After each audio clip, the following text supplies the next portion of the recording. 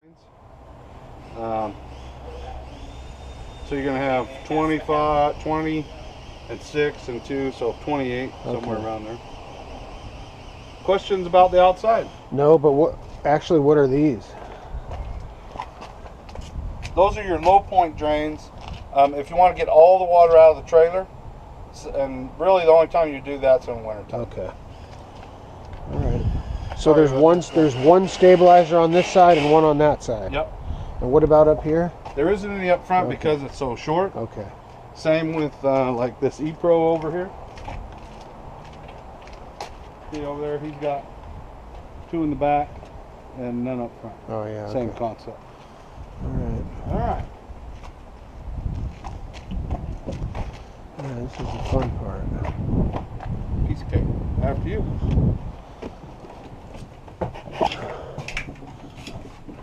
Right. So first thing inside the door, we've got our fire extinguisher. We've got 2 lights here. One is for inside. The other one is the porch light. Okay. Right out here. Radio. Do you have exterior speaker? No exterior speaker. Okay. We've got some storage under the dinettes. Another light up here. This is your furnace. Furnace runs on propane and battery, and it loves both. For example, the fridge on that 5-gallon bottle will go over 2 weeks on a gallon of propane. Oh, that's good. The furnace, 5 gallons. If you turn on 80 and let it run for 24 hours, probably 3 to 4 days it'd be empty. Okay. But the way to work it is to flip this switch, and they're stiff, but that's the on-off. So we're going to turn it on, then we run our temperature up and down here. And obviously it won't come on now because it's over 90. That's as high as it'll go, is 90. Okay. Does that have the cooling thermostat too for the AC? No. Okay. The AC, like we talked about, is 110 or generator only. At least a at least a 3,000 watt. Your temperature over here, so we got it on the coldest that can go right now. And this one over here, all the way around, is high cool. Okay? Okay. Another light up front. The table, if you pull the legs out, will come down into a bed, hooks on these boards down here. Yeah, that's how it was when we got it.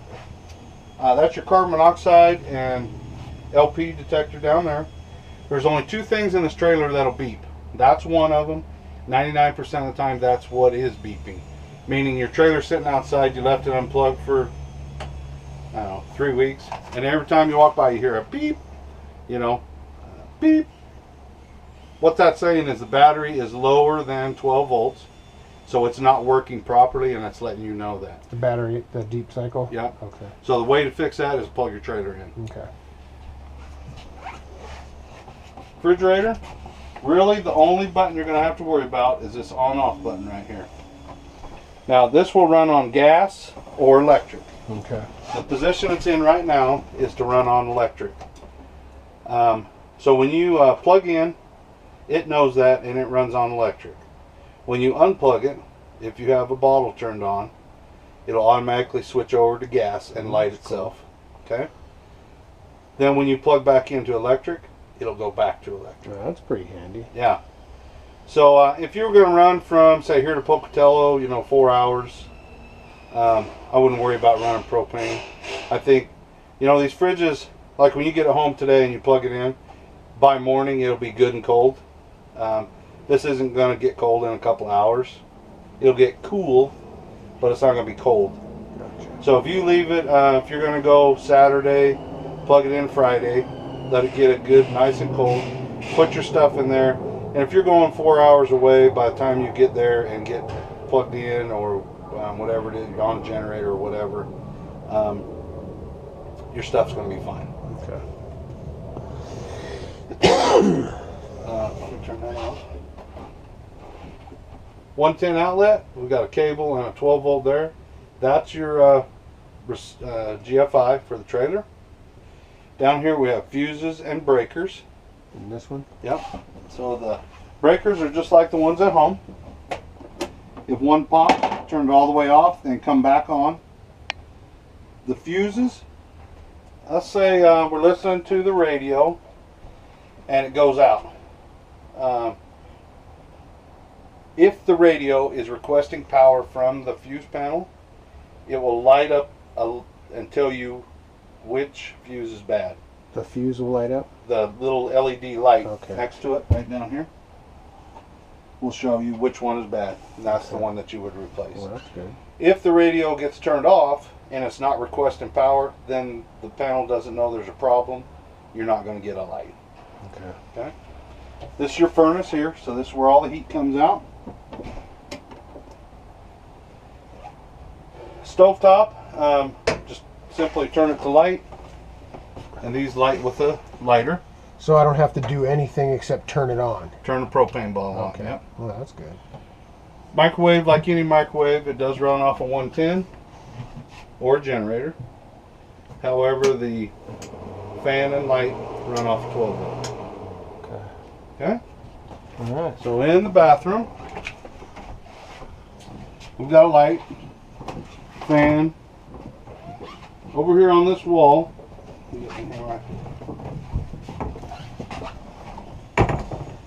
this is your battery button. Right now it says you got 2/3 battery. Fresh tank, black tank, gray tank. Press the test and these lights light up here. So black is the toilet and Toilet. gray is the sink. Yep. Okay. So we talked about the water pump. Mm-hmm. When you're on city water, you don't need the pump and you don't need the water up front. When you're not plugged in with the hose, this is what pressurizes your system. So when I use this fill thing over here, Then you do the pump. then how do I know how long to run it for? Okay. So it's an on-demand pump. So when you're at home and you fill up all the lines, fill up your water heater and all that, and then you fill the tank, the potable water tank, all your lines will be full. When you flip this switch, it'll run for a few seconds and then it'll stop.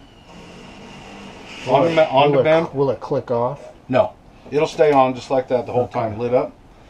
So on demand meaning if you open the sink, the pump automatically kicks on, pumps the water. When you close the valve, it'll get rid of the air, fill the rest of the line up with water, then it'll stop. So what I'm getting at is you can turn this on when you first get there, leave it on the whole time. There's no reason to, I'm going to wash some dishes, so I'll turn this on. Now I'm done, I turn it off. So I'm going to use the toilet. It'll keep it pressurized the whole time? Okay, yep. Good. And on demand meaning when it needs to pump, then it will pump, and then it'll stop when it doesn't need to. So when I get home, turn it back off? I would turn it off while you're traveling, because Okay, you wouldn't need it. Okay, that makes sense. Okay, this switch is your hot water heater. This is what lights it. Okay, you heard it light? Yeah. So the light's out. I don't like these switches just because of that. So we're all done camping or getting ready to go home, and we're 8 hours away, and it's October. All the way from wherever we're traveling from, this thing is, the water will cool off, and then the hot water heater will kick on to warm it back up, and then it'll shut off. Then the temperature goes down. So you get the idea. For 8 hours you're burning propane. You don't need to burn because we didn't turn this switch off. Put a little turn the switch off sign. Exactly. Yep. Something that alerts you to this, saying, hey, before I go in, when you check all your lights and everything, this is something you got to remember to check. Okay. It's not going to hurt it. Right. Because if it can't light within 3 cycles, it'll just shut off. Okay. But if it does work, that whole time, and you get home, you have 0 propane. Right. So that would suck. I'll turn that off, and that's off. Okay. So after I got everything pressurized and the water's hot, I just turn it on just like at home. You can leave it on the whole time you're camping if you want. I mean the water pump. The shower things, the handles, it just turns on. I don't have to do nothing to it? Nope. Yep, just turn it on. What about the toilet? Just press the Same thing way, and yep. flush? Okay. Halfway down on the pedal fills the bowl, and I'll let you figure out why you want to fill the bowl partially up. Yeah. And all the way down to flush it. Okay. Good to know. Pretty simple. Put some water on that thing. There you go. Yeah. They don't float if you don't have water. That's right, yeah. Your antenna here, this is the older type. So you're going to push this up and turn. This brings it down. This brings it up. Is that like one of those old rabbit ear things? Yeah. Yeah. Okay. Right now it's in the down position. Okay. So I'll turn these switches off. So when I got a little TV that I'm going to stick on here. So I just plug the coax into the back of the TV and right into this. Yep. And that goes through the antenna. Yes, sir. Okay, perfect. So what is this? That's just a 12 volt. So you could actually run a 12 volt TV. You know, like they do. Oh, the old DC. Oh, the cigarette lighter. Yeah. Thing. Oh, okay. Yeah. Well, that's funny. All right. Easy breezy. Any questions about anything? Can you put stuff on the walls? My wife wanted me to ask you. Like what? She wanted to. I don't know. She wanted to hang something up. There is studs in the wall. Here's a seam right here, so there's going to be a stud there. They're approximately 16 center, but this is what they call 5/32. Yeah, it's just over. It's about a 1/4 inch thick. Okay, and it's a paneling. It's not very rigid. But yeah, you can. We all the time. If you put an anchor in there, you know, the plastic anchors. That's the best way to go. I would just put one of those command hooks or something. You could do that. Yeah.